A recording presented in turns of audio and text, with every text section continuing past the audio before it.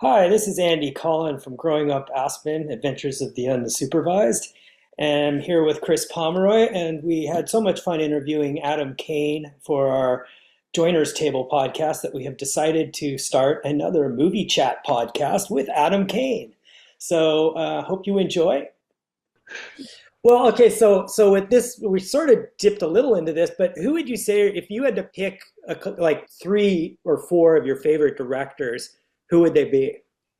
Joe Wright, who did The Darkest Hour, Uh-huh. Harry Yeah. playing Winston Churchill. Mhm. Uh, Oh, yeah, yeah. I would say Edward Berger, since he came up. He did Conclave, which was in this year's Oscar race. Yep. I just think Edward Berger is a master filmmaker, master storyteller. And I have watched, and I would watch anything that he does.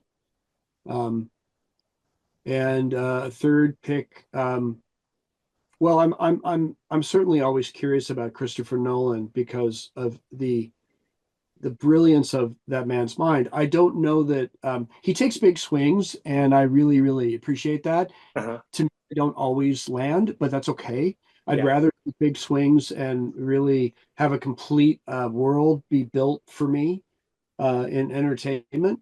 Um, so let's just say, Nolan for now. Hmm. Cool. How about you, Chris?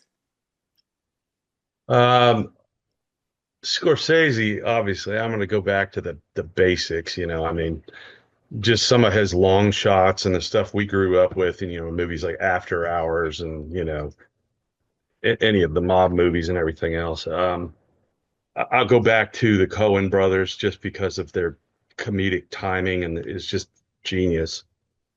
And then did Christopher Nolan do 1917? I'm trying to remember who did that one. Sam Mendes That blew me away. Just seeing that in the theater was too. phenomenal. Fantastic. Yeah. Brilliantly done. I feel like a little crazy happens. Like Hal Ashby is a great director. Every movie he's made, I thought had a interesting twist on humanity.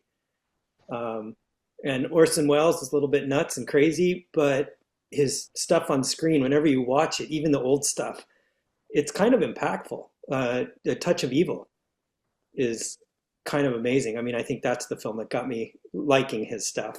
Um, I felt like too, one of the things with him was he kind of pushed boundaries in filmmaking. Oh, you can't get a camera there. Well, he would make a way to get a camera to do a shot that was unique. And for the longest time, that one take on Touch of Evil was the longest pull out dolly shot in a movie in hit movie history. Now you have drones, so now it's no big deal. Yeah. But Yeah, you're going way back though with yeah, I didn't even think of like the noir and all that stuff in the 30s and whatnot. But man, there's been some good directors. You just watch the movie Casablanca again. It's yeah, any of those. I mean, Sidney Pollack was a brilliant filmmaker. Sidney Lumet. yeah, Anybody yeah, named Sidney has been an awesome filmmaker. Sidney Fury also was an awesome filmmaker. yeah, Um, I mean, Citizen Kane is like a benchmark for me. You Hmm. yeah, know, you go back and watch that movie, and it is remarkable to Yeah. me. yeah. Oh no, absolutely. I don't think you're alone, Adam. That I mean, just pulling back on that last rosebud, I mean, it's just beautiful. Well, some films are timeless, and that's definitely one, I It's a think. great, Yeah. you know, it's If you amazing. go back and watch Dr. Zhivago again, that that's pretty crazy. I had to do some work for somebody on that they were doing on Dr. Zhivago, and I found out that the scene with all the ice in the house was actually wax. Like they poured wax over all those antiques and chairs and stuff, and it was really kind of crazy. But I mean, it's just beautiful setups and beautiful shots. The Yeah, story. I, yeah. I I still really love Butch Cassidy and the Sundance Kid. yeah, Yeah, yeah, that's a great one. that's Well did, well told story. It's Yeah. great. yeah, yeah. Well, and what really made Butch Cassidy and Sundance that movie was Paul Newman and Robert Redford. They had I think they worked together really well. And that they subsequently did other movies after that. But it felt to me like it was, you can just see the two of them uh, making those characters. You know, I mean, I don't know if you could put two other people in there and make it Well, work. that was really Paul Newman's brilliance. You know, the Yeah, studio didn't want him, Redford rather, right. um, and it was Newman who fought for him. Yeah, He saw something in him that the director did, everybody did, but he wasn't a name. right. So it took Newman fighting for him, and aren't we all lucky he did? Yeah, The little Aspen connection.